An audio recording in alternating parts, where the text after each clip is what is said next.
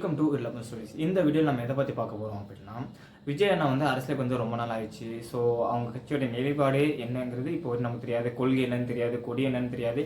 ஏன்னா அவங்களே வந்து 2024 நிற்க போகிறோன்னு சொல்லியிருக்காங்க. அதுக்கான வேலை செயல்பாடுகள் நடந்துகிட்டு இருக்கு.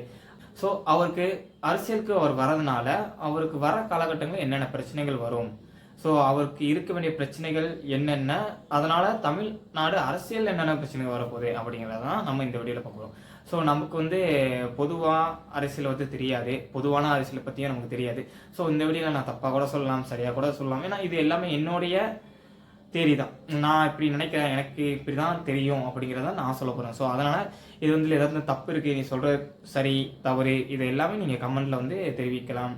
அதுக்கான ரெஸ்பான்ஸ் வந்து நான் கொடுப்பேன், ரிப்ளையும் வந்துக்கிட்டே இருக்கும். ஆனால் எவனை கமெண்ட் பண்ண மாட்டீங்க, அது தெரியும்.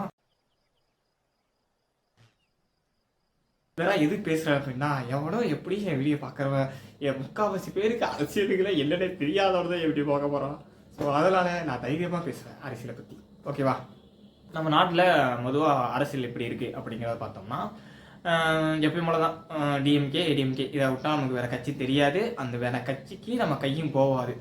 அந்த மாதிரி தான் நம்ம நாடுகளோட அரசியல் இருந்துச்சு. ஆனால் இப்போது அப்படி கிடையாது. ஏன்னா பல வருடங்களாக வந்து அது பேசப்பட்டு இப்போ ஒரு மாற்றாக ஒரு அரசியல் கொண்டு வரணும் அப்படின்ட்டு நிறைய கட்சிகள் தொடங்கினாங்க.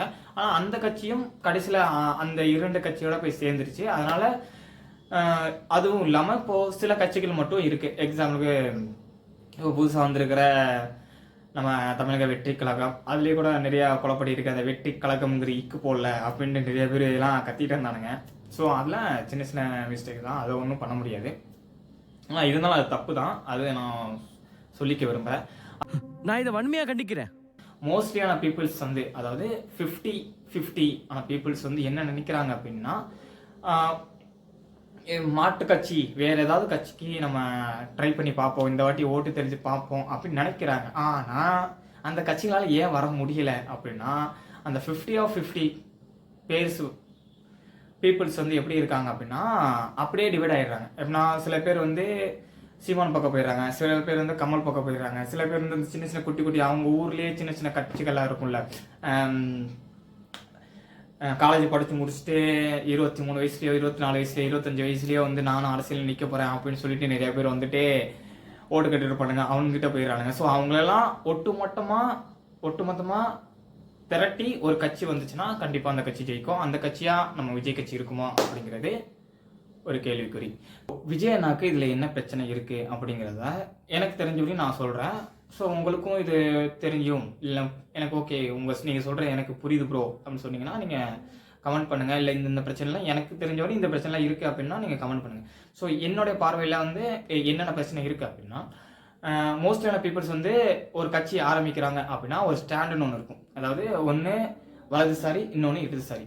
அடுத்த ஒரு விஷயம் வந்து இது தமிழ் மக்களுக்கான ஒரு அரசியலாக இருக்குமா, இல்லை தேசியத்துக்கான ஒரு அரசியலாக இருக்குமா, இல்லை மக்களுக்கான ஒரு அரசியலாக இருக்குமாங்கிறத அவர் முடிவு பண்ணணும்.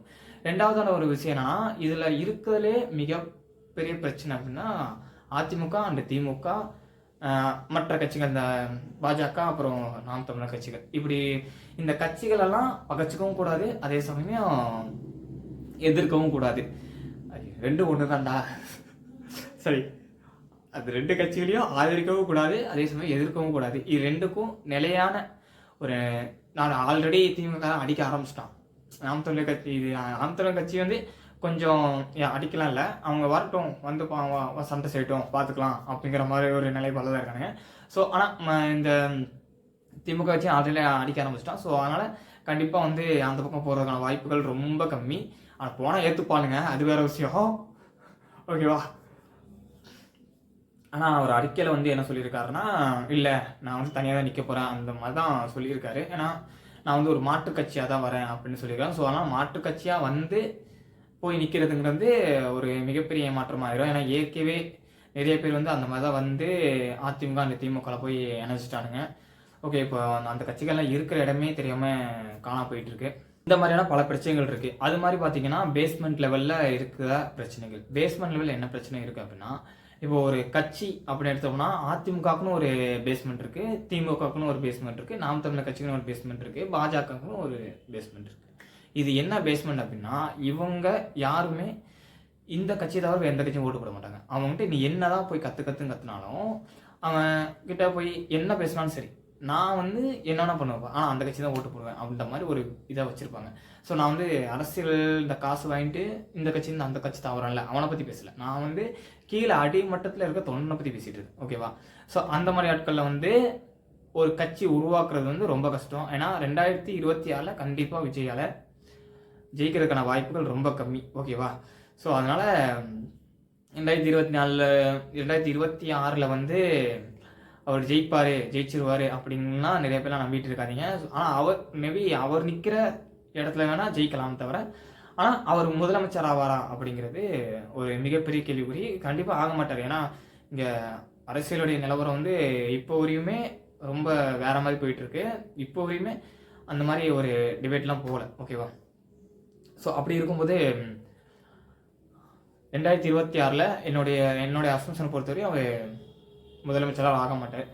நம்ம ஒன்று செய்யணும்னு நினைக்கிறோம், பார்த்தா நம்மளுக்கே ஒன்று செஞ்சிடறாங்க. ஸோ அதுக்கப்புறம் ஒரு ஸ்டாண்டர்ட் இருக்கிறார் பார்த்தீங்களா, அங்கே தான் அவருக்கு ஒரு மிகப்பெரிய ஸ்ட்ரகிள் பாயிண்ட் வரும். ஏன்னா தமிழ் மக்கள் வந்து இவ்வளோ நாளாக ஒருத்தனை சினிமாக்காரனா ஒரு தளபதியாக பார்க்குறது வேற.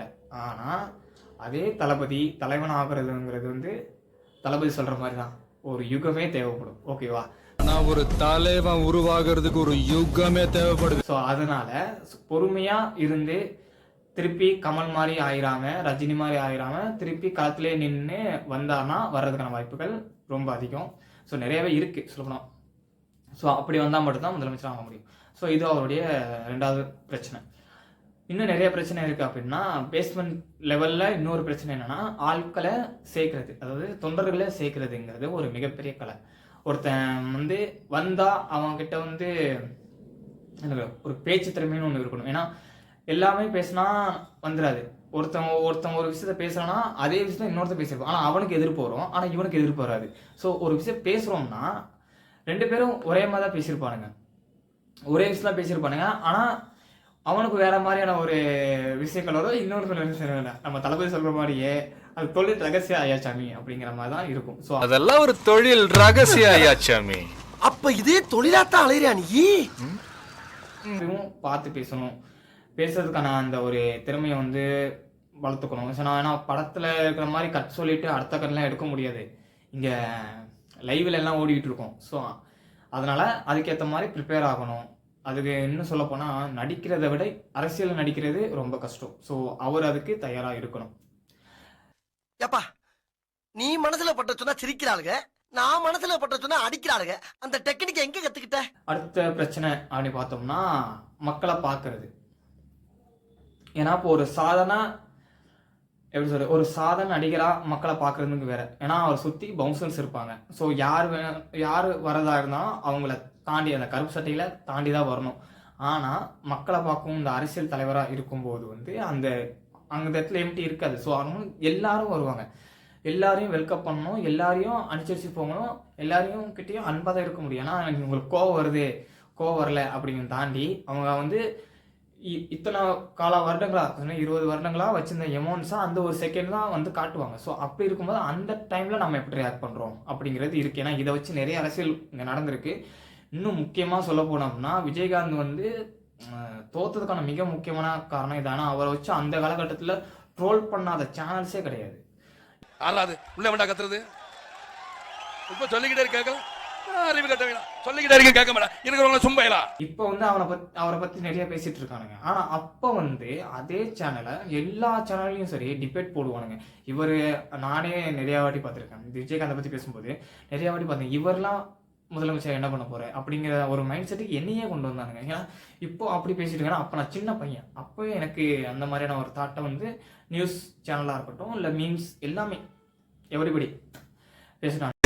விவரம் தெரியாம பேசக்கூடாது.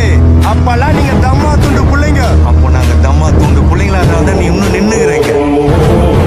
நடிகர் சங்கத்துல தலைவரா இருந்தாரு கேப்டனு.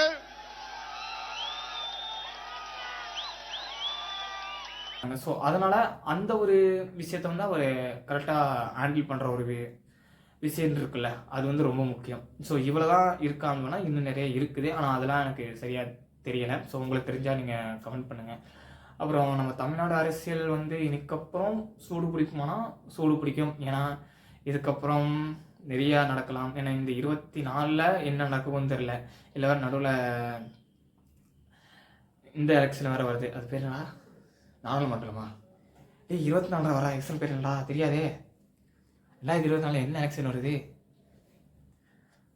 அந்த பேர் கூட ஏதோ சொல்லுவாங்க. என்ன பேரு?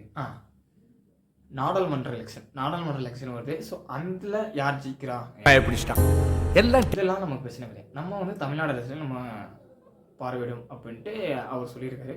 ஸோ இந்த வீடியோவும் அவரை பற்றின வீடியோ தான். ஸோ அதனால் 2024 எப்படி அரசியல் இருக்க போகுது அப்படிங்கிறத நம்ம பொறுத்திருந்து பார்க்கலாம். எனக்கு தெரிஞ்சு எதுவுமே இப்படிக்க சொல்ல முடியாது. 2025 வேணால் எப்படி இருக்குன்னு சொல்லலாம். ஓகே, ஸோ இவ்வளோ தாங்க எனக்கு பொறுத்தவரையும் அரசியல் இவ்வளோ தான் தெரியும். ஏன்னா எனக்கு யோசிக்கிறேனா நடந்து அப்படியே சொல்றதுக்கு நேரத்துக்கு மேன் யோசிக்கணும். வீடியோ பற்றி ஏதாவது கமெண்ட் தான் சொல்லுங்கள். இல்லை விஜய் அரசியலை பற்றி ஏதாவது கமெண்ட் இருந்தால் சொல்லுங்கள். இல்லை விஜய் பற்றி ஏதாவது சொல்லணும், அவருக்கு இந்த மாதிரி பிரச்சனைலாம் இருக்குது அப்படின்னா ஏதாவது இருந்தால் சொல்லுங்கள்.